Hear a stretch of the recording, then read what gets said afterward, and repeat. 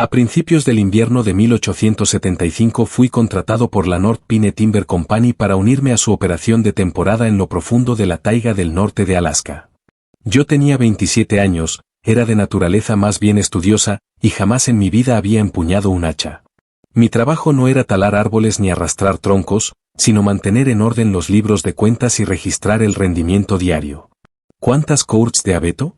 ¿Cuántos troncos de pino cortados y desramados? ¿Cuánta querosina consumía cada farol por turno?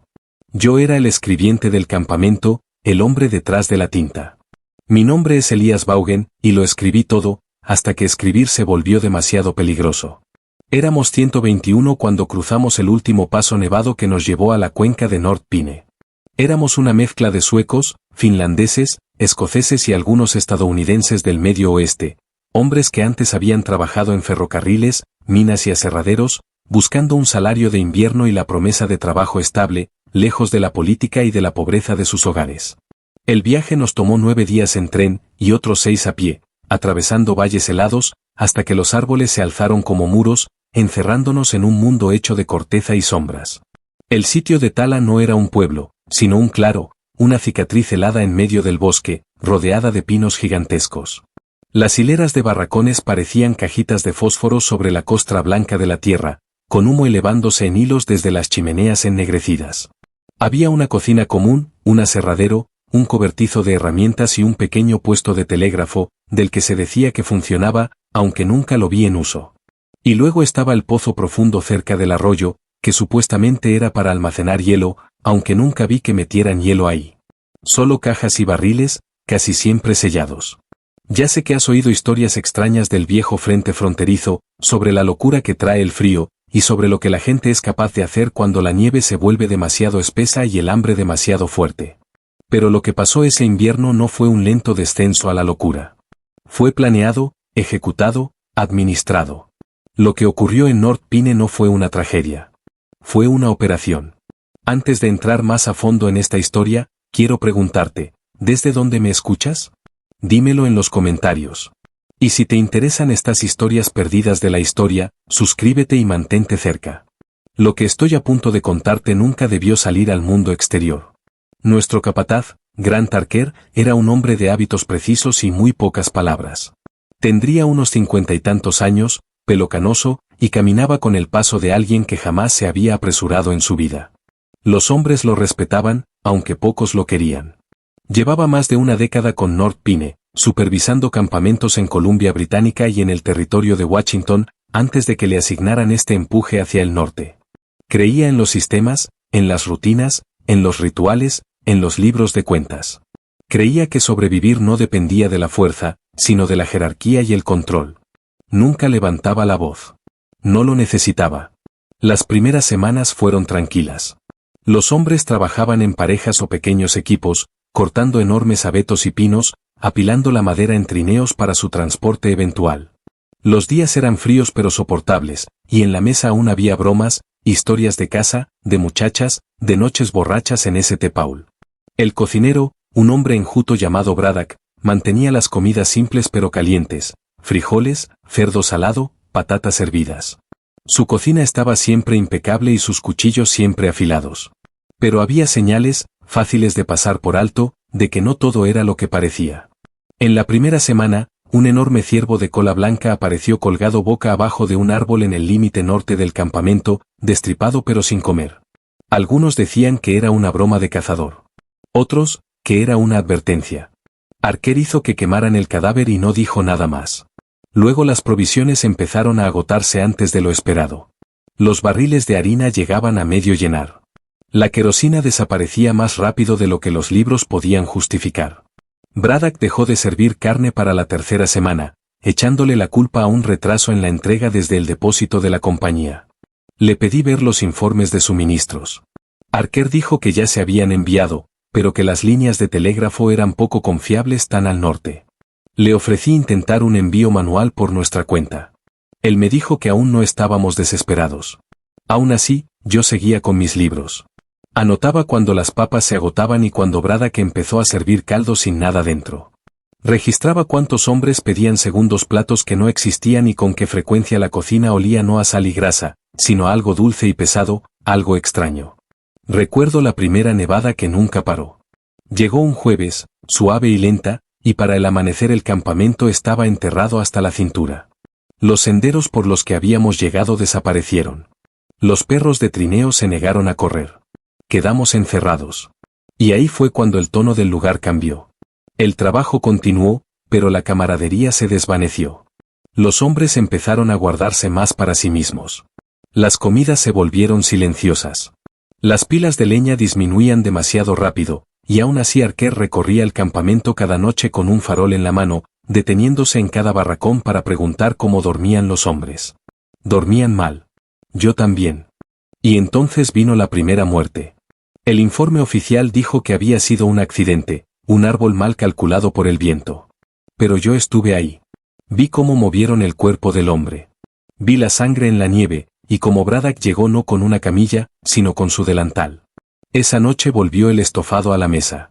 Era espeso y oscuro, con sabor a pimienta y hierro. Arquer no dio discurso. Braddock sirvió con una sonrisa y ni un solo hombre preguntó de qué animal había venido. Me excusé temprano y fui al cobertizo de suministros. Abrí mi libro mayor, pasé a una página en blanco y escribí la primera entrada que nunca estuvo destinada a los ojos de la compañía. Algo ha comenzado. Aún no sé qué forma tiene. Pero siento los bordes. Y se están cerrando. La mañana después de que el estofado regresara, fui a la cocina temprano, con el pretexto de revisar el inventario de comida. Braddock ya estaba allí. Con las mangas arremangadas, afilando su cuchillo más largo. Me saludó con un leve gesto de cabeza y me ofreció una taza de algo humeante. Rechacé. El aire no olía a desayuno, sino a metal hervido y brea de pino. Le pregunté si había recibido un envío sin que yo lo supiera, si tal vez la compañía había mandado carne fresca por otra ruta. Él no levantó la vista del cuchillo. Ustedes, los escribientes y sus libros, dijo. Siempre preocupados por el papel, nunca por el hambre. Ese día conté 17 hombres ausentes en la formación de media mañana. Arquer aseguró que habían salido en misiones de reconocimiento, revisando las condiciones del sendero hacia el sur de la cuenca. Pero no se habían dado órdenes, ni firmado equipos, ni anotado destinos en la pizarra de registros. Cuando pedí registrar sus nombres para fines de seguimiento, Arquer me desestimó con la mano. Volverán, dijo. No llenes los libros de hipótesis. Empecé a temer que yo era el único que lo notaba. Por las noches me sentaba solo en la cabaña de registros y comencé a transcribir un segundo libro mayor, destinado solo a mis ojos. En él anotaba todo lo que la compañía no querría que se viera, el regreso del estofado al menú, el comportamiento cada vez más extraño de Braddock, los hombres desaparecidos, las hojas de inventario alteradas. En mí aún quedaba un sentido de deber, aunque ya no servía a la compañía. Servía a la verdad. No eran solo los números lo que estaba mal, era el ánimo. En los barracones los hombres hablaban en voz más baja. Se miraban demasiado tiempo. Había un filo nuevo en su cortesía, algo fingido, cauteloso, como si cada gesto se estuviera evaluando. Seguían blandiendo sus hachas y talando árboles, pero el ritmo había cambiado, más brutal, más deliberado, como si el propio bosque se hubiera convertido en un enemigo. Las risas se acabaron. Las canciones desaparecieron. No más historias de casa, de esposas o de hijos, solo el crujido de botas sobre la nieve y el golpe del metal contra la corteza. Una tarde, al pasar junto al pozo de hielo detrás de la cocina, vi a Braddock bajando algo al fondo. Estaba envuelto en lona y atado con cuerda, pero el peso y el cuidado con que lo manejaba me helaron. Trabajaba solo, y cuando se dio la vuelta y me vio, no se inmutó. Me sonrió, tranquilo, como si compartiéramos un secreto. Forcé un gesto de aprobación y seguí caminando. Esa misma semana se introdujo un nuevo método de almacenamiento de comida. Braddock empezó a repartir salchichas, oscuras, densas, envueltas en papel y atadas con cordel. Sin explicación, sin anuncio. Solo una nueva oferta aceptada con gratitud silenciosa por hombres demasiado cansados o asustados para preguntar qué animal había sido cazado en un bosque ya sin presas. Intenté rastrear el origen de la carne entre las cajas y barriles que quedaban, pero los libros no coincidían con el contenido. Cajas marcadas como bacalao seco estaban vacías. Un barril de repollo en escabeche contenía solo hielo derretido. Mi hoja de inventario había sido alterada. Cuidadosamente. Limpio. Alguien había pasado por mis entradas y las había reemplazado con cifras falsas. Mi caligrafía, pero no mis palabras. Al 7º día después de la primera nevada, desapareció un hombre llamado Rylan Hayes. Era de los pocos que aún me hablaban con libertad. Una vez habíamos jugado cartas en la sala de descanso, antes de que todo se volviera silencio. Esa mañana no se presentó en su puesto. Su litera estaba vacía, sus botas habían desaparecido, y Archer no ofreció comentario alguno. Algunos hombres simplemente se van, dijo. Demasiado frío los hace huir. Yo sabía que no. La noche anterior, Hayes me había cambiado 2 latas de tabaco por papel de escritura extra. Estaba planeando una carta a casa. Los hombres que planean cartas no caminan a la nieve sin ellas. La siguiente comida trajo salchichas de nuevo. Dejé de comer carne. Empecé a guardar las porciones en un cajón oculto bajo el cobertizo de suministros, envueltas en tela engrasada y marcadas con la fecha en que se sirvieron. No sabía todavía qué haría con ellas, pero sabía que las necesitaría. Prueba. Registro. Patrón. El siguiente nombre que faltó en la lista fue Arvid Knudsen, un sueco callado que compartía barracón con otros 3. Ellos decían que había ido a cortar leña y nunca volvió, pero yo encontré el hacha que usaba apoyada contra la pared del aserradero, limpia y seca. Llevé mis preocupaciones a Archer otra vez, eligiendo las palabras con cuidado. No hemos tenido trenes de suministros de salida, ni mensajes entrantes, y los hombres están desapareciendo. Si hay un plan en marcha, señor, necesito saberlo. Para dejarlo en los registros. Él me miró desde su escritorio un buen rato antes de hablar. ¿Cree que no me doy cuenta, señor Bourne? No, señor, dije yo. Él asintió lentamente. Entonces también entenderá que este orden depende de la confianza. Si empieza a hacer demasiadas preguntas en voz alta, pondrá nerviosos a los demás hombres. Y los hombres nerviosos hacen tonterías. Salí de su oficina con el corazón latiéndome fuerte. Esa noche soñé con cuchillos chocando contra huesos y cuerdas bajando a pozos negros. Y al despertar, encontré una nota metida en mi libro mayor, cuando yo no había escrito nada allí. Decía solamente, calla, come bien, sé útil. La nota que encontré en mi libro me atormentó, no solo por lo que decía, sino por lo que implicaba. Alguien había entrado a mis aposentos, sabía qué libro seguía usando para la compañía, y había elegido dejarme una advertencia en lugar de una amenaza. No estaba hecha para asustar, sino para instruir, un empujón desde dentro del sistema. Calla, come bien, sé útil. Eso sugería que detrás de todo había una lógica. Un diseño. A la mañana siguiente me levanté antes del cuerno y salí al claro mientras el campamento aún dormía. El cielo era gris suave, la nieve reflejaba una luz apagada que hacía que el mundo pareciera suspendido. Silencioso. Los árboles permanecían erguidos, inmóviles. Por el rabillo del ojo vi a Braddock cruzar hacia el pozo detrás de la cocina. Llevaba el abrigo apretado y arrastraba un trineo detrás de sí. Lo seguí a distancia, pero me detuve en seco cuando vi a Archer salir de detrás del cobertizo de herramientas y reunirse con él allí. Hablaban en voz baja, demasiado lejos para oír las palabras, pero su lenguaje corporal era inconfundible. No era confrontación. Era coordinación. Archer señaló algo en el libro de Braddock y luego le entregó un papel doblado. Braddock asintió una sola vez y se marchó. Esperé hasta que se fueron y me acerqué al borde del pozo. Era más profundo de lo que recordaba. Resbalaban los lados, pero el fondo ya no estaba congelado. Había manchas oscuras en la nieve junto al borde. Marcas de arrastre recientes. El olor era tenue, terroso, afilado, con un toque de hierro. Más tarde ese mismo día me llamaron a la cabaña de Archer para una nueva tarea. Me dijo que la compañía necesitaba un seguimiento detallado de la productividad, conteo de cortes, horas trabajadas, niveles de desperdicio. Me entregó una lista de nombres. Estos hombres formarán los nuevos equipos centrales, dijo. Recibirán raciones extra. A cambio trabajarán turnos más largos. Usted controlará el rendimiento. Eché un vistazo a la lista. 12 nombres. Ninguno coincidía con los hombres que habían desaparecido. ¿Y Hayes? ¿Knudsen? Él no levantó la vista. No eran fiables. No forman parte de la nueva estructura. Asentí, tomé el papel y me fui.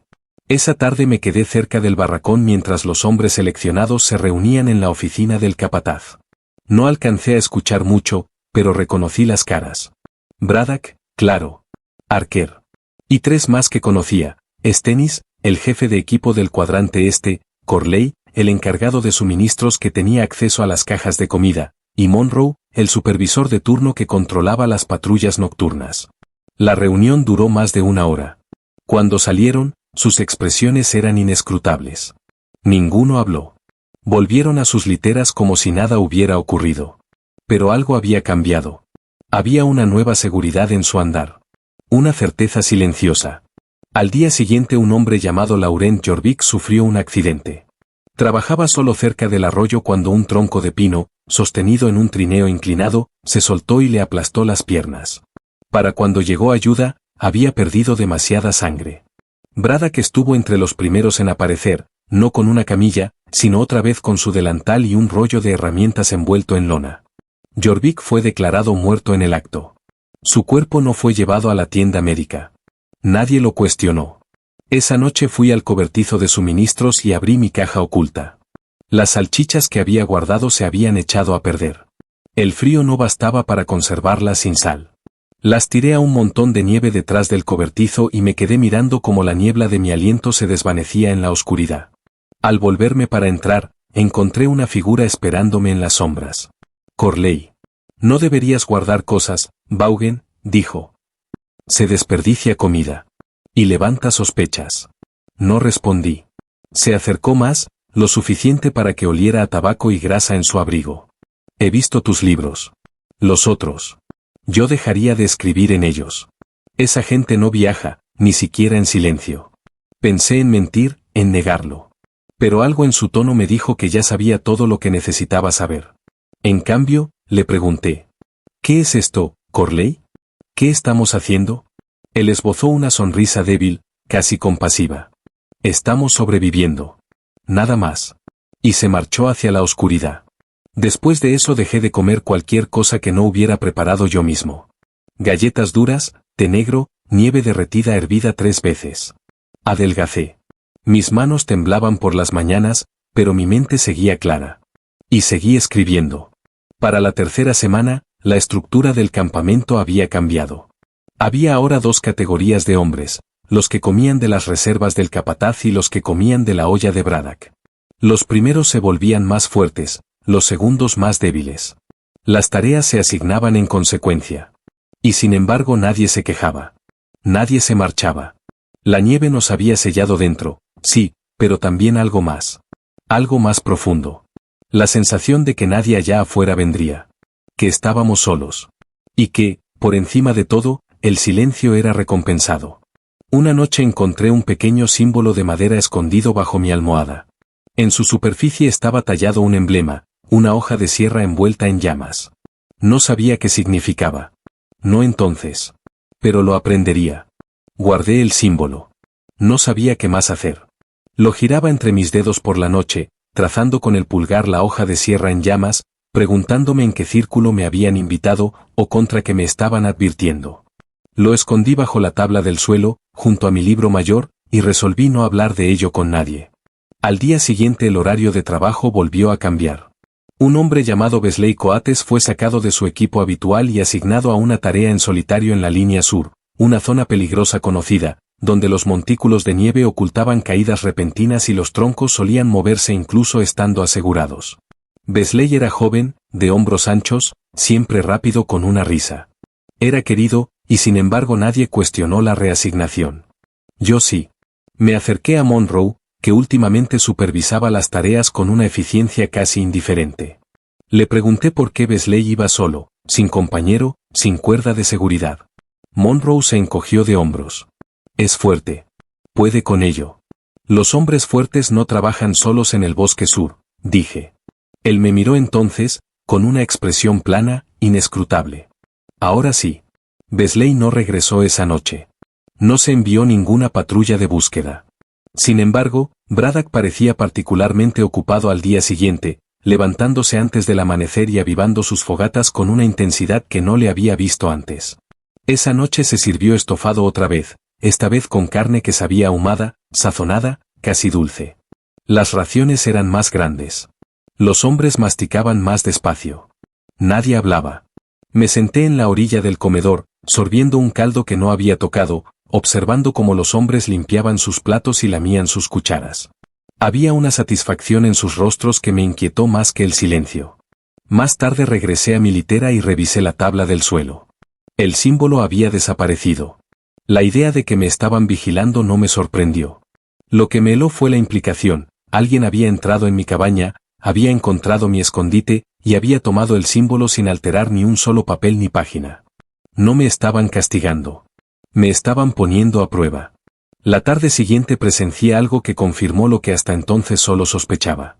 Cerca del borde del campamento, detrás del cobertizo de almacenamiento, vi a Corley y Monroe hablando en voz baja con un tercer hombre al que no reconocí de inmediato. Su abrigo era distinto, su sombrero bajo, pero cuando se giró vi los ojos. Braddock. Estaban junto a lo que parecía un libro mayor. El mío. Retrocedí a las sombras antes de que me vieran, conteniendo la respiración en mi garganta. No sabía cómo lo habían conseguido.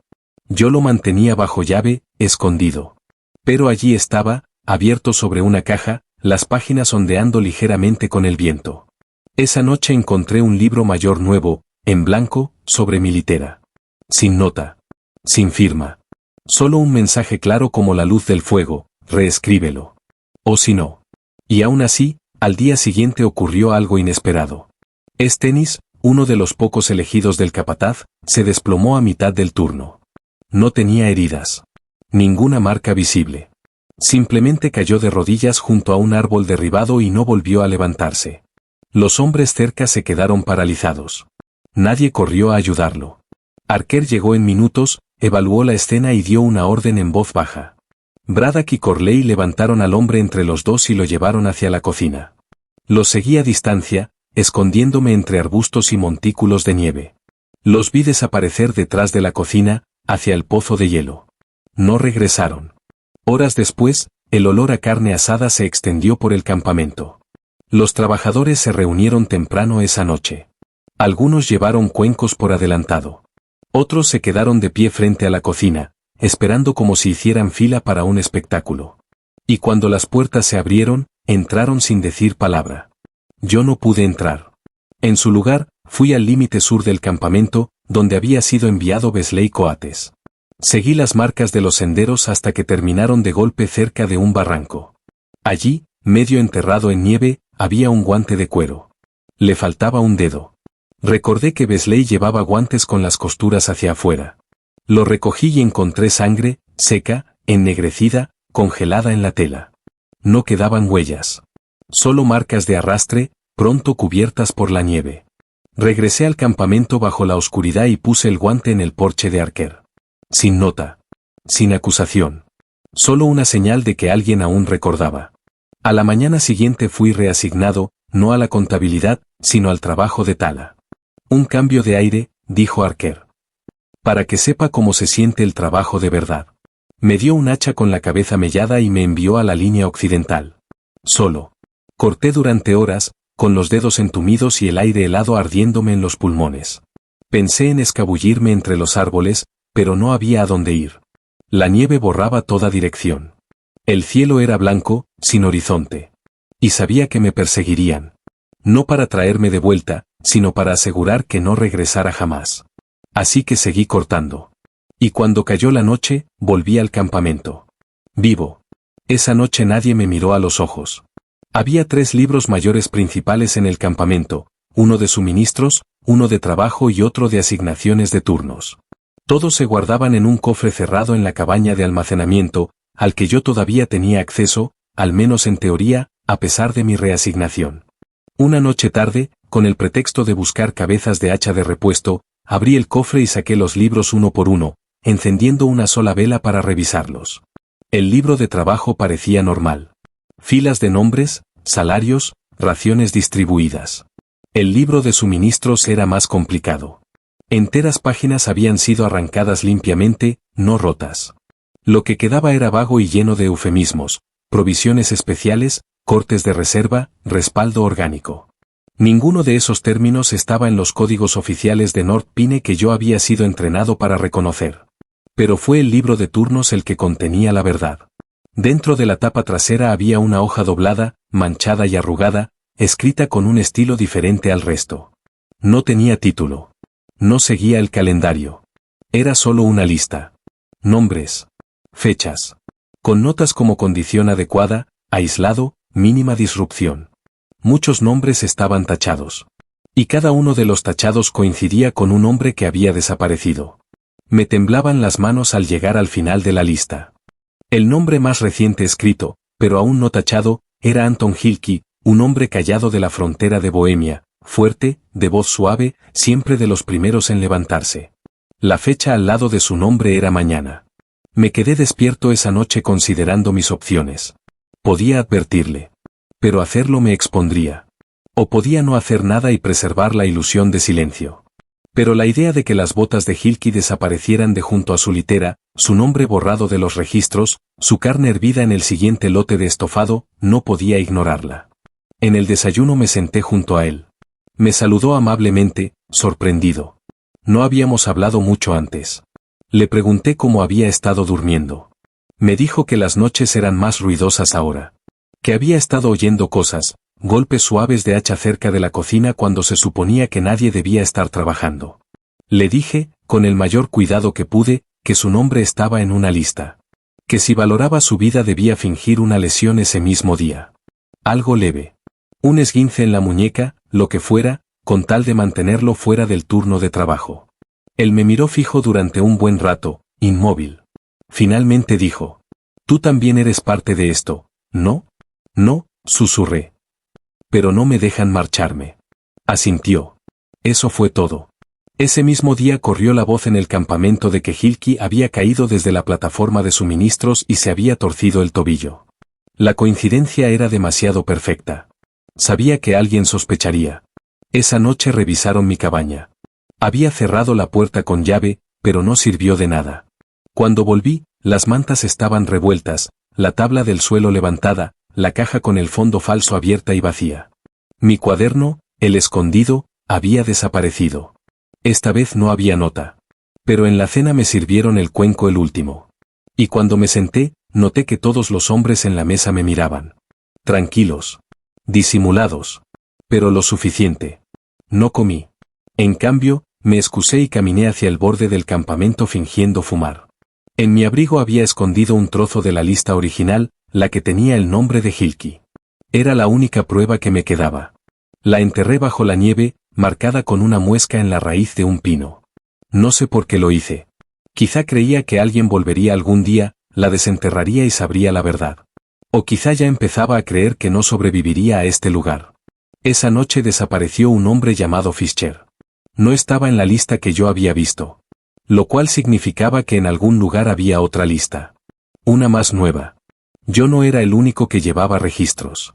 La desaparición de Fischer sacudió el campamento, pero no por las razones que uno imaginaría. Nadie lo buscó. Nadie preguntó. Hubo un silencio colectivo en torno a su ausencia que se sintió más como ceremonia que como descuido. Era como si su nombre hubiera sido siempre temporal, destinado a desvanecerse. Pero lo que más me perturbó fue la falta de ritual. No hubo reasignación de trabajo. No redistribuyeron sus herramientas. Su litera simplemente quedó intacta. La manta doblada, las botas ordenadas debajo. Un marcador de sitio. Una advertencia.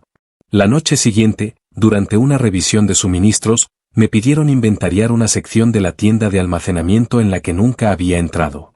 Arquer mismo me escoltó, diciendo que la cerradura se había trabado y requería acceso especial.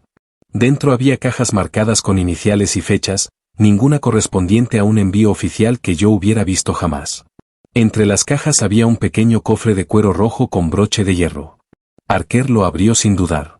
Dentro había un cuaderno grueso, más que el mío, atado fuerte, con una etiqueta escrita a mano con un símbolo que reconocí, la misma sierra envuelta en llamas del tóken de madera. Las páginas estaban llenas de entradas en una letra apretada, clínica. Cada página registraba un nombre, una fecha y luego medidas. Peso corporal. Densidad muscular. Notas sobre salud y temperamento. Secciones tituladas Rendimiento esperado y Notas de preparación. Debajo, métodos de procesamiento, hervido, ahumado, cecina. Al final de cada página, un recuadro pequeño, calificación de calidad general. Sentí que la bilis me subía por la garganta. Archer no dijo nada. Estaba a mi lado, manos detrás de la espalda, mirando mientras yo pasaba cada página con horror creciente. 53 entradas. Cada una cuidadosamente catalogada. Todas terminaban con una firma que no reconocía, M. Braddock. Susurré. Esto no es un registro, es un libro de recetas. No, respondió Archer, con voz serena. Es un protocolo de supervivencia. Cerré el libro lentamente. Hay otro, dije. Alguien más está llevando cuentas. Él no lo negó. Solo dijo. La precisión mejora con la colaboración. Cuando se dio la vuelta y me dejó solo en la tienda, no me llevé el cuaderno. No me atreví. Pero memoricé la última entrada. Anton Hilke. 3 de enero. Baja por lesión. Reevaluar en recuperación. Rendimiento menor esperado si aparece atrofia. Seguía en la lista. Seguía programado. Solo le había comprado tiempo. Esa noche encontré a Hilke en el borde del campamento, remojando su pie en una palangana de lata con nieve derretida. Tenía la mirada vacía. Vi el fuego anoche, dijo. Braddock estaba hirviendo algo otra vez. Dudé. No eras tú. Sacudió la cabeza. No. Pero era alguien. Oí un grito antes de que se callara. No le conté lo del cuaderno, ni el recuadro de calificación, ni la idea de que lo habían medido como ganado. En cambio, me senté a su lado y compartí un pedazo de mi última galleta. Tenemos que salir, dijo. No hay a dónde ir. Está el río. Está congelado. Entonces lo cruzamos. No respondí. Él me miró, con voz baja. ¿Has visto los libros, verdad? Sí. Entonces sabes que nunca van a parar. No hasta que se acaben los nombres. Y en ese momento me di cuenta de que tenía razón. Esto no era un plan de emergencia. No era desesperación. Era un sistema. Una jerarquía construida sobre el silencio y el consumo. Y nosotros seguíamos dentro. El plan no era complicado. Esa era su fuerza. Hilke y yo nos marcharíamos antes del amanecer, llevando solo lo que pudiéramos cargar. Pedernal, un hacha pequeña, una cuerda, galletas secas y mis páginas ocultas. Seguiríamos la línea de árboles hasta llegar al río helado. Luego lo cruzaríamos e intentaríamos alcanzar la vía del tren más cercana que había visto en un viejo mapa enterrado en el fondo de un cajón del almacén. Estaba a más de 30 millas al sur. En verano, 3 días de caminata. En invierno, con la nieve hasta la cadera, tal vez 6. Con suerte. Sabíamos que no nos seguirían de inmediato. El círculo interno se apoyaba en el miedo para mantener a la gente quieta. No cercas. No cadenas. Mientras creyeran que los vigilaban, los demás no huirían. Pero ocurrió algo que no habíamos previsto. La noche antes de marcharnos, apareció muerto uno de ellos. Corley. Su cuerpo fue hallado en el claro detrás de la cocina. Boca abajo, brazos extendidos, el cráneo destrozado como por un golpe desde atrás. Le faltaban las botas. También los guantes. Y no había señales de lucha. Ni huellas. Solo el cuerpo medio enterrado en nieve fresca, como si alguien hubiera querido que lo encontraran. Braddock identificó el cadáver. Archer ordenó quemarlo. Y esa noche no se sirvió estofado. El silencio que cayó sobre el campamento fue distinto al de antes. No era el de la culpa ni el de la complicidad. Era algo más cercano al miedo. Palpable. Cortante. Si podían tomar a Corley, podían tomar a cualquiera. Encontré a Hilke esa noche detrás del barracón, caminando de un lado a otro. Ahora se están comiendo entre ellos, dijo. El círculo se alimenta de sí mismo. No, le respondí. Alguien más hizo esto. Él me miró. Alguien que no está en el círculo. A la mañana siguiente, Braddock canceló el trabajo. A los hombres se les ordenó permanecer en sus cabañas. Las hogueras se encendieron temprano. El olor a cedro hervido llenó el campamento, enmascarando cualquier otra cosa menos agradable. Yo aproveché para registrar la litera de Corley. El colchón había sido retirado. El suelo barrido. Pero detrás de una tabla floja en la esquina encontré algo que no habían tomado. Un papel doblado en 3. La tinta desvaída pero legible. Era una lista. No de nombres esta vez. De palabras. Frases codificadas. 5T, alta densidad de médula. 1R, bajo rendimiento. Enfermedad reciente. 3H, mejor ahumado. Los moretones por helada degradan el hígado. Y casi al final, demasiados observadores. Eliminar variable. Lo leí 2 veces antes de que el sentido me golpeara. Esto no era un libro de comida. Era investigación. Corley, o alguien, había estado perfeccionando el proceso, documentando no solo estrategias de supervivencia, sino la biología del consumo. Qué tomar. Qué descartar. Cómo optimizar. Pero más escalofriante que las notas en sí fue la última línea garabateada en el margen. Braddock mantiene las proporciones. Archer mantiene el silencio. Pero alguien más está eligiendo. Dejé el papel donde lo había encontrado. Esa noche no encontré a Hilke. Su litera estaba vacía. Su mochila desaparecida. Sus botas también. Nadie dijo haberlo visto irse. Nadie había oído un ruido. Simplemente se había ido. Revisé el borde del campamento, la línea del río, incluso la ruta donde había enterrado el trozo de la lista original. Seguía intacta. Pero allí, encajada en la corteza, encontré una sola moneda. De madera. Circular. Con la sierra envuelta en llamas grabada. Se había llevado el plan con él. O alguien se lo había quitado. De cualquier forma, estaba solo otra vez. La cocina siempre se cerraba con llave al anochecer. Pero yo había pasado suficientes noches cerca, observando desde las sombras, para saber que Braddock rara vez cerraba bien la ventana lateral. Daba a un matorral de abetos negros donde nadie entraba jamás. Demasiado densos para cortar, demasiado húmedos para quemar. Esa noche, mientras el resto del campamento seguía sus rutinas en silencio, salí por detrás de mi cabaña, di un rodeo amplio y me acerqué a la cocina por detrás. La nieve estaba lo bastante blanda como para tragarse mis pasos. Llegué a la ventana, la abrí despacio y me arrastré adentro. La cocina estaba más fría de lo que esperaba. El fuego estaba casi apagado. Las ollas colgaban en filas ordenadas. Cuchillos, sierras para hueso, raspadores, todos pulidos con un brillo apagado. El cuarto olía vagamente a clavo, a vinagre y a algo metálico debajo. A primera vista todo parecía en orden. Entonces encontré el cajón. Estaba incrustado en la mesa central del carnicero, al ras de la madera. Nunca lo había notado. No tenía manija. Solo una ranura poco profunda. Lo abrí con cuidado, centímetro a centímetro. Dentro había 2 objetos, un libro encuadernado en cuero y un fajo de tarjetas atadas con cuerda. Empecé por las tarjetas. Cada una llevaba un número seguido de iniciales y un par de fechas. Algunas incluían notas breves, congelación temprana, descartar pies, rango de edad ideal, carne pre-remojada ablanda la médula. Las dejé a un lado y abrí el libro. Era peor de lo que imaginaba. Esto no era un cuaderno de registros. Era un sistema. La pila había creado toda una taxonomía, no solo de cuerpos sino de tipos de personalidad. Perfiles. Había separado a los hombres en categorías según su fuerza, lazos sociales, probabilidad de que alguien los echara de menos, capacidad de resistir y adaptabilidad. Las páginas estaban marcadas con iniciales que reconocí, F de formado y aprobado, P de potencial, X de exceso. Algunas páginas incluían bocetos, diagramas musculares, gráficos que mostraban proporciones de rendimiento, otras tenían evaluaciones de comportamiento, como respondía cada hombre al miedo, al frío, al hambre. Y luego, hacia el final, estaba una página que no esperaba encontrar, Elías V subrayado. Junto a mi nombre había 3 columnas, una titulada Observador, otra aún no cumplido, y la tercera posible reemplazo. ¿Reemplazo de qué? Todavía no lo sabía. Pasé a las últimas entradas esperando hallar el nombre de Ilka.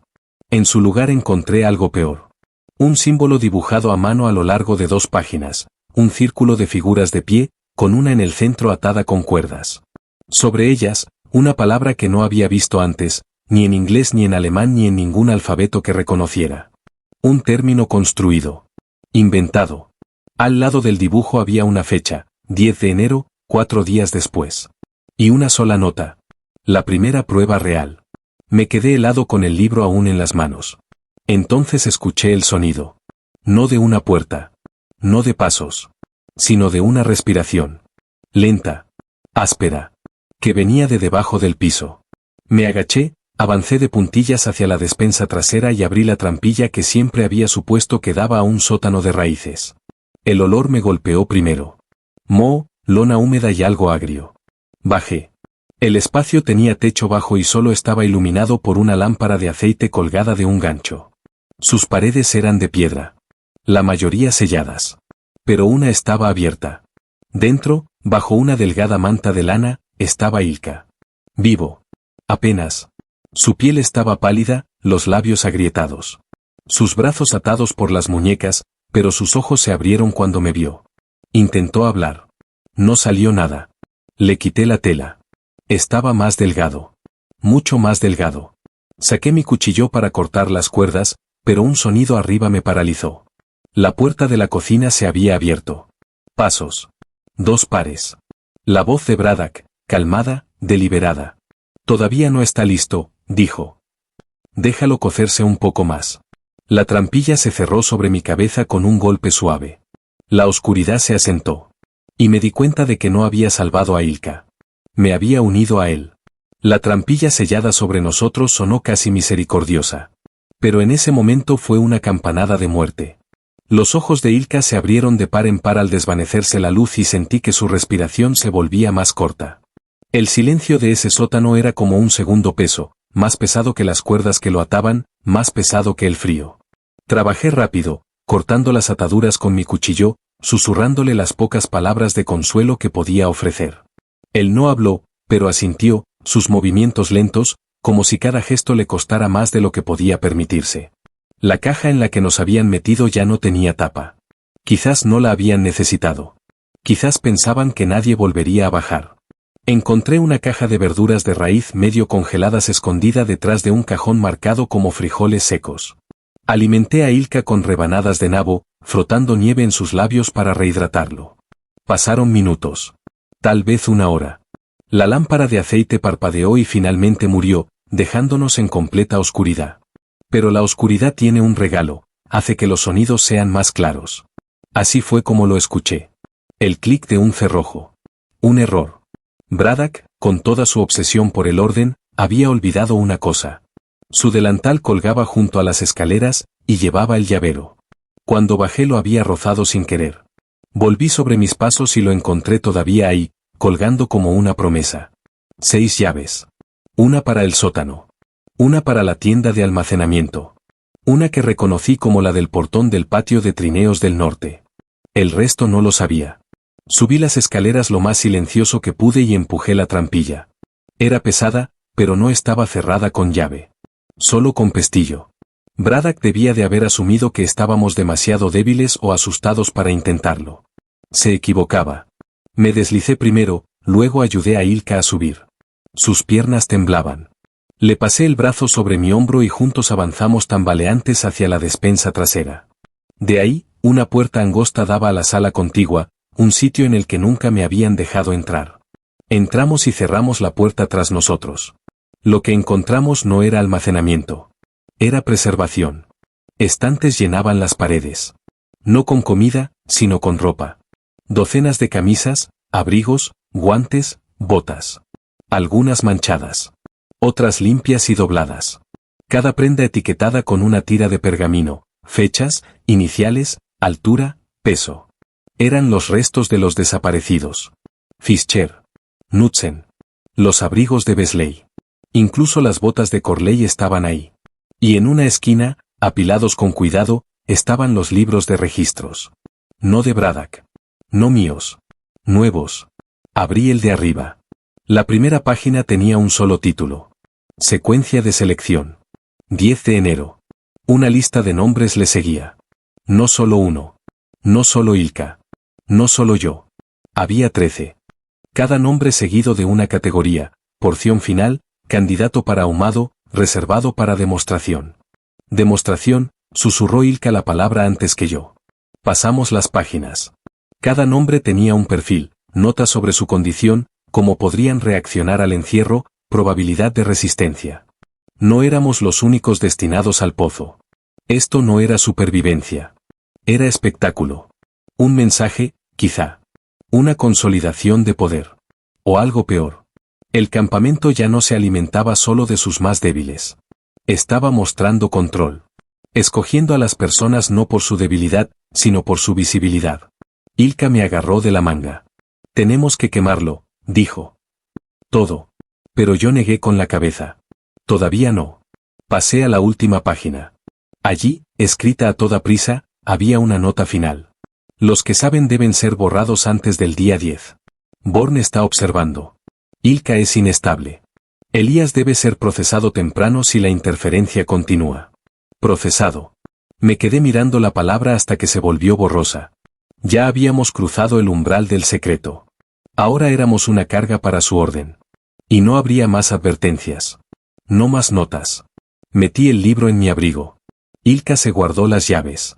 Nos escabullimos por la puerta lateral hacia la nieve, nuestros pasos amortiguados por el viento que crecía. No corrimos. Todavía no.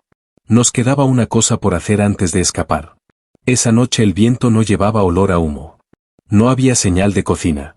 El campamento estaba silencioso de una forma que sugería ausencia más que descanso. La nieve había suavizado los bordes de cada camino, cada edificio, cada huella, hasta que el claro entero parecía una página en blanco que alguien había medio escrito y luego abandonado. Ilka y yo nos movimos bajo la cobertura de la oscuridad, agachándonos entre barracas y cobertizos, siguiendo los estrechos pasillos entre las estructuras. La cabaña del capataz estaba al otro extremo del campamento, un poco elevada sobre las demás. Su porche de vigas pesadas, sus ventanas siempre con cortinas. Llegamos sin problemas. La cerradura cedió con las llaves de Braddock. Adentro olía a aceite de cedro y polvo. Un escritorio estaba en el centro, limpio y ordenado. Papeles apilados. El tintero cerrado. Dentro del escritorio había un gabinete con varios cajones. Nos movimos rápido, en silencio. El primer cajón tenía horarios de trabajo. El segundo, facturas de suministros, la mayoría falsificadas o alteradas. Pero el tercer cajón, más bajo, más profundo, tenía otra cosa. Telegramas. Manuscritos. Sellados. Fechados. Nunca enviados. Leí el primero, fechado más de 5 semanas antes. Solicito reabastecimiento inmediato. Las condiciones se deterioran. 5 hombres perdidos. Moral del campamento en declive. Otro. Heridos en aumento. Caza escasa. Considerar retirada de emergencia. Y luego uno fechado unos días antes de que desapareciera el primer hombre. El tren de suministros no se espera hasta febrero. Aconsejamos medidas de reducción. El último estaba fechado solo una semana atrás. Todo estable. Producción consistente. No se requiere intervención. No estaba firmado por Archer, sino por alguien de la oficina central. Un nombre que no reconocí. Ilka levantó otro papel, más delgado, amarillento. Transmisión a ser retrasada. Órdenes directas de la oficina central. Observación en curso. Me miró. Ellos lo sabían, susurró. Asentí. Aún lo saben. No era solo un fallo de comunicación. Era una retención deliberada.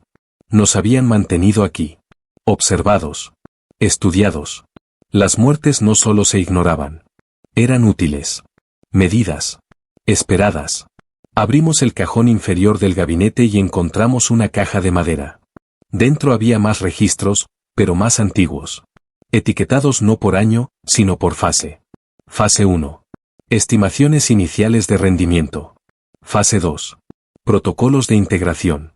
Fase 3. Pruebas de eficiencia de racionamiento. Cada uno incluía gráficos, diagramas de líneas, desgloses detallados de cuánto tiempo podía sostenerse una población sin fuentes externas de comida dependiendo de la disponibilidad de biomasa interna.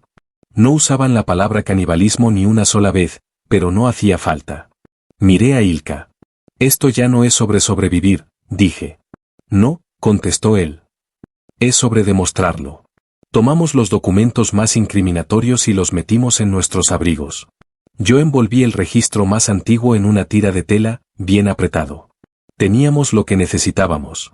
Entonces, desde afuera, lo escuchamos. Una campana. Una vez. Luego 2. La campana del campamento estaba en el centro del claro, sobre la bomba de agua. Solo la tocaban durante las asignaciones de trabajo o cuando alguien desaparecía. Pero ya era pasada la medianoche. Ilka miró por la cortina. Su cara palideció. Están todos afuera, susurró. Salimos al porche, ocultándonos en las sombras. Tenía razón. Todo el campamento, decenas de hombres, estaban de pie en silencio, formando un círculo alrededor del poste de la campana. Nadie hablaba. Nadie se miraba. El aire estaba quieto. Entonces Arquer entró en el círculo. No habló, aún. Levantó un papel y lo sostuvo en alto. Desde esa distancia no pude leer las palabras. Pero reconocí la forma. Era el registro del cajón de Braddock, el que contenía la lista de selección. Giró lentamente, mostrándoselo a todos. Luego miró hacia la cocina y señaló. Y la multitud empezó a moverse.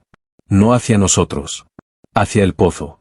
Las figuras avanzaban casi en silencio, las botas crujiendo apenas contra la costra de nieve, los alientos en volutas de humo alrededor de cabezas inclinadas. Sin voces. Sin faroles. Solo el brillo ocasional del acero bajo la luz de la luna, cabezas de hacha, hebillas de cinturón, el filo metálico del cuchillo de carnicero de Braddock, oscilando a su costado como un péndulo. Ilka y yo lo seguimos a distancia, moviéndonos entre los árboles, apenas más allá de los barracones exteriores. Nos manteníamos agachados. No hablábamos. Pero cada paso más cerca del pozo hacía que mi pecho se sintiera más pesado, como si el frío mismo se hubiera vuelto más espeso. Cuando llegamos al borde del claro, nos agazapamos detrás de una pila de leña y observamos. La multitud había formado un círculo alrededor del pozo, justo como en el dibujo que había visto en el libro de Braddock. 13 cuerpos formando el anillo, uno en el centro. Pero ahora no había nadie en el centro. Solo Braddock. Él estaba de pie con los brazos detrás de la espalda, el mismo cuaderno metido bajo un codo. Arquer estaba frente a él, con los brazos cruzados, flanqueado por Monroe y Stennis. Braddock abrió el libro, carraspeó. Se ha hecho un cambio, dijo. Los hombres no reaccionaron. Pasó a una página cerca del medio y leyó un nombre en voz alta. No era el mío. No era el de Ilka. Era alguien que no esperábamos, Stennis. Me giré hacia Ilka. Su ceño se frunció. Stennis dio un paso al frente, con la boca apretada, los puños cerrados. Luego se detuvo. Este no era el arreglo, dijo. El rostro de Braddock permaneció impasible. Te has vuelto inconsistente. Yo construí este círculo. Su voz era pareja. Y ahora lo rompes. Monroe se movió hacia un lado, como preparándose para interceptarlo. Pero nunca llegó a pasar. Desde el borde de la multitud se acercaron 3 hombres, rostros apenas conocidos. No eran del círculo interno, no eran favoritos, solo trabajadores, hombres comunes. Se colocaron a los lados de Stennis. Uno levantó una soga. El otro sostenía un garfio de carne. Stennis miró a Arquer, traicionado. Pero Arquer simplemente dijo. Esto es por eficiencia. La multitud se cerró sobre él. Lo que siguió no fue un ritual. Ni siquiera una ejecución. Fue práctica, limpia, mecánica. Cuando bajaron el cuerpo al pozo, nadie lloró. Nadie se estremeció. Luego Braddock volvió al libro y leyó el siguiente nombre. Elias Bourne. Me congelé. Nadie se movió. Braddock levantó la mirada. Ausente, dijo. Marcar para recuperación. Entonces leyó un segundo nombre. Ilka. Ausente, repitió. Marcar para recuperación. Arquer dio un paso adelante. Ajustar la secuencia. Elevar sustitutos. Braddock asintió y garabateó algo en los márgenes. Entonces pronunció un tercer nombre. Monroe. Esta vez la multitud se agitó. Incluso Ilka inhaló bruscamente a mi lado. Monroe parpadeó. ¿Qué es esto? Has dejado de reportar ingestas, dijo Braddock. 3 comidas sin registrar. 2 porciones faltantes la semana pasada. Has roto el protocolo. Monroe retrocedió, la mano yendo instintivamente al hacha de su cinturón. Pero Arquer no lo detuvo. Le dio la espalda. Y esa fue la señal. Tomaron a Monroe de la misma manera. Ilka susurró. Se está desmoronando. No, dije. Alguien está cambiando las reglas. Retrocedimos lentamente fuera de la línea de árboles mientras la multitud se dispersaba. No hubo anuncio, no hubo conclusión.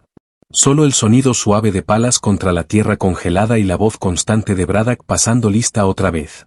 No se trataba de moralidad. Se trataba de control. Pero ahora ni siquiera el control era seguro. Porque si los nombres podían cambiar, también podía hacerlo el resultado. No dormimos. Apenas nos detuvimos lo suficiente para respirar. Antes de que el sol se alzara sobre las crestas, Ilka y yo empacamos las páginas que habíamos robado, el cuaderno de Braddock, las copias de los telegramas, la lista ajustada.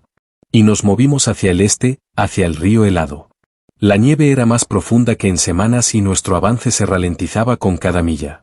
Al mediodía alcanzamos una cresta que dominaba la cuenca y abajo, ahí estaba el río. Blanco, vasto, serpenteando como una cicatriz a través del bosque. Podíamos ver la línea de árboles al otro lado, intacta. Ilka cayó de rodillas junto a una roca cubierta de nieve y susurró. Si lo cruzamos, vivimos. Pero algo en mí dudaba. Era demasiado silencioso. Nadie nos había seguido. No había cuernos, no había alarmas. Solo ausencia. Descendimos hasta la orilla y pusimos un pie sobre el hielo. Resistió firme, agrietado en partes, pero sólido bajo nuestras botas. Un cuarto de milla, quizás menos, hasta el otro lado. Entonces escuchamos la voz. Venía del bosque detrás de nosotros. ¿Se van sin despedirse? Nos giramos. Al principio no lo reconocí. Envuelto en pieles, rostro pálido por el frío, el cabello apelmazado por la nieve, pero inconfundible. Stennis. Se suponía que estaba muerto. Ilka retrocedió un paso tambaleante. Tú entraste al pozo. Así fue, dijo Stennis. Y salí. No podía hablar. Solo podía mirar fijamente al hombre que 3 noches atrás había sido juzgado, atado y enterrado. Él avanzó arrastrando algo detrás, un trineo cubierto con lona.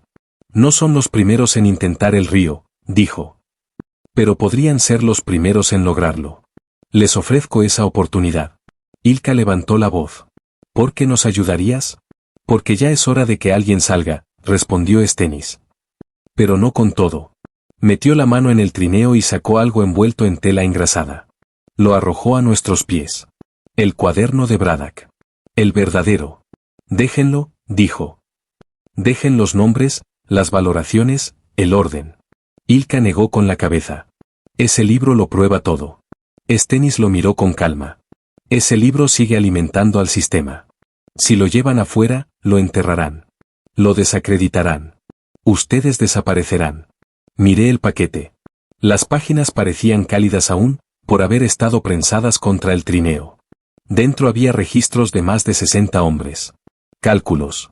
Notas sobre el sabor. Pero si no lo llevamos, empecé. Se llevan a ustedes mismos, dijo él. Su palabra. Su memoria. Eso es lo único que no pueden reescribir. No confiaba en él. Pero tampoco tenía tiempo para cuestionar sus motivos. Ilka me miró. ¿Y si es una trampa? Yo miré de nuevo el río. ¿Y si no lo es? Stennis se acercó más. Déjenlo aquí. Váyanse. No miren atrás. Ilka se agachó, los dedos temblando, y levantó el paquete. Luego lo volvió a dejar sobre el trineo. Stennis sonrió levemente. Buena elección. Mientras nos dábamos la vuelta, añadió. Y si logran salir, nunca digan mi nombre.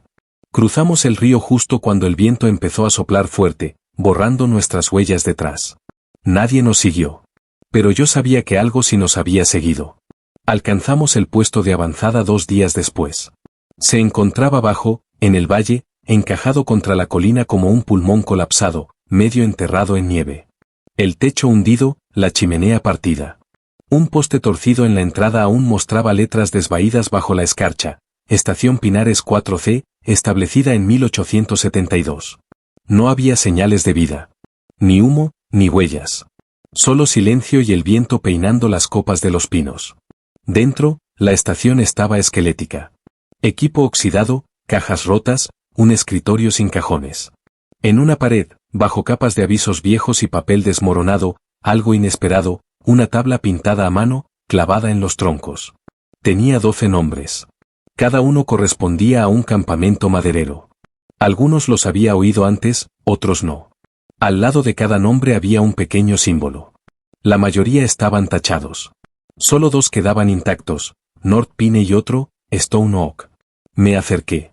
Junto a los nombres, grabado directamente en la madera, estaba un símbolo extraño. Un círculo con 3 barras verticales dentro. Lo había visto una vez, en la última página del cuaderno de Braddock. La que decía la primera prueba real. Ilka tocó la madera. No éramos solo nosotros. No, dije. Éramos una prueba. Una de muchas. Al otro lado de la habitación, una caja metálica oxidada colgaba abierta de la pared. Dentro, un receptor de telégrafo roto. Cables deshilachados, sin energía. Toqué la tecla. Muerto. Ilka se dejó caer, exhausto. Incluso si llegamos al próximo pueblo, ¿quién nos va a creer? Me senté a su lado. Nadie. No a menos que les mostremos algo real. Pero dejamos el libro. Quizás esa fue la única razón por la que llegamos hasta aquí. Afuera, el viento se levantó otra vez. Los árboles gemían. Pasamos la noche en silencio, acurrucados bajo mantas rasgadas, escuchando sonidos que no sabíamos nombrar. Y en la primera luz de la mañana, volví a la pared con los nombres y dejé mi propia marca. Bajo North Pine, grabé una cruz. Bajo Stone Oak, grabé un signo de interrogación. Salimos al amanecer. Pero ya no estábamos solo escapando. Estábamos cazando lo que viniera después. Alcanzamos el camino de montaña poco antes del mediodía. Trazaba una línea torcida a través del paso, medio enterrada bajo nieve vieja y aludes recientes. Pero aún era un camino, aún hecho por manos humanas, aún conducía a algún lugar. Ilka se había vuelto más callado. Ya no preguntaba cuánto faltaba, ya no revisaba el mapa. Simplemente caminaba, paso tras paso, como si moverse hacia adelante fuera en sí la forma de sobrevivir. Entonces los vimos. 2 hombres de pie junto a un trineo tirado por mulas en la curva del sendero. No eran de North Pine. Eso quedaba claro. Sus abrigos eran azul oscuro, no la lona marrón que nos daban a nosotros. Sus botas estaban lustradas. Usaban guantes. Y ambos llevaban armas de fuego, enfundadas pero visibles. Reducí el paso. Ilka también. Uno levantó la mano. ¿Vienen de la cuenca?, gritó. No respondimos. Él dio unos pasos hacia nosotros. North Pine, ¿cierto? Seguimos sin decir nada. El otro sacó algo del trineo, una hoja doblada, gruesa y oficial. La desenrolló y la levantó. Desde donde estábamos, no podía leerla. Pero no lo necesitaba. Reconocí el formato. Un manifiesto de limpieza. Una herramienta de borrado. El primer hombre habló de nuevo. No están en la lista. Eso es un problema. Di un paso al frente. ¿Quién los envió? Él sonrió apenas. La misma gente que los envió a ustedes. Nadie nos envió, dijo Ilka. Exacto. El hombre dobló el papel y lo guardó en su abrigo. La compañía quiere que el registro quede limpio. Eso significa sin historias, sin cartas, sin variables. Me miró. Tu nombre es Elías, ¿verdad? Ilka llevó la mano al hacha de su cinturón. Levanté una mano para detenerlo. No van a dispararnos, dije. ¿Y por qué no? Porque si hubieran tenido la orden de matarnos, lo habrían hecho antes de que viéramos sus caras. No respondió. Me acerqué más. Están aquí para ofrecernos algo, dije, o para ponernos a prueba. O ambas cosas. El segundo hombre sacó de su mochila un sobresellado. Sin marcas. Solo cera y sello. Me lo entregó. Caminen hasta la estación en White Cross, dijo. Entréguenselo al capataz allí. Él les dará nuevos papeles. Nuevos nombres. Nuevo trabajo.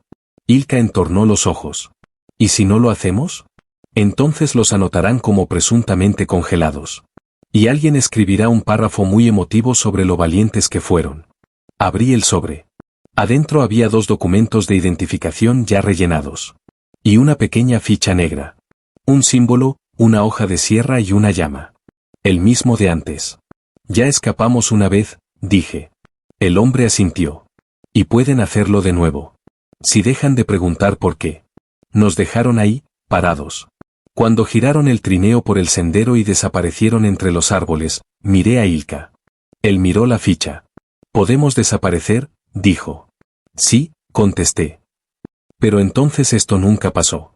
Y ambos sabíamos que no habíamos terminado. El pueblo de White Cross era más pequeño de lo que imaginamos, no más que un grupo de edificios de madera apretados al pie de la ladera. La nieve ya era más delgada cuando llegamos, pero el frío seguía pegado a todo, incluido a nosotros.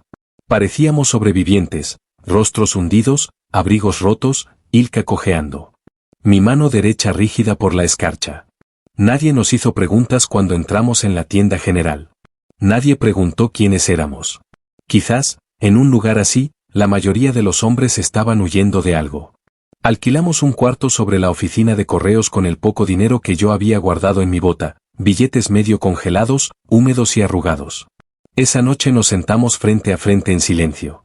El sobre con los nuevos nombres permaneció cerrado entre nosotros.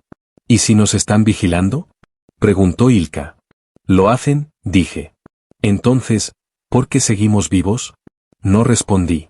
En lugar de eso, saqué de mi mochila un cuaderno negro delgado que había llevado desde North Pine. No el libro de la compañía, no el de Braddock. El mío. Y empecé a escribir. No números. No nombres. Memoria. Lo escribí todo, cada pozo, cada lista, cada ausencia, cada mentira. Escribí hasta que mis dedos sangraron a través de la piel agrietada. Cuando terminé, arranqué las páginas, las até en tela y las metí en una caja metálica seca, de las que se usan para tabaco. Luego caminé hasta el borde del pueblo, donde un solo poste de telégrafo se inclinaba torcido al final del camino.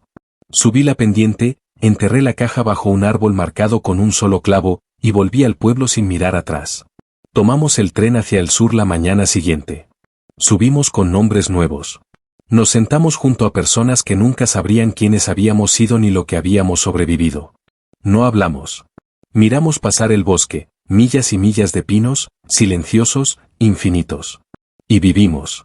Años más tarde, en 1911, un investigador federal que revisaba un caso de mala gestión financiera en Union Rail Holdings se topó con un conjunto de archivos sellados marcados como Timber Non-Compliance Fast 3.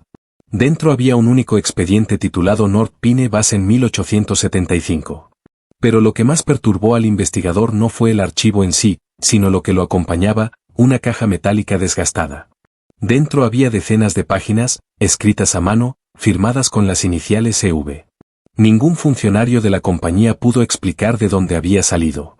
El archivo fue sellado otra vez. La investigación se cerró. Pero una copia de esas páginas, una sola copia, se filtró a un periodista local en Anchorage. Él nunca las publicó, pero las guardó. Y cuando murió, su hija las entregó a una historiadora regional llamada Margaret Albrecht. Su ensayo Camp 17 y la matemática de la carne fue publicado en una pequeña revista académica en 1958. Pocos lo leyeron, menos lo creyeron. Pero aún existe una copia en un archivo de biblioteca, archivada bajo fronteras disputadas, Migración Interna 1870S. Contiene una cita que reconozco porque la escribí yo. Si sobrevivir significa silencio, entonces déjenme hablar. Déjenme gritar. Y ahora tú también lo has escuchado.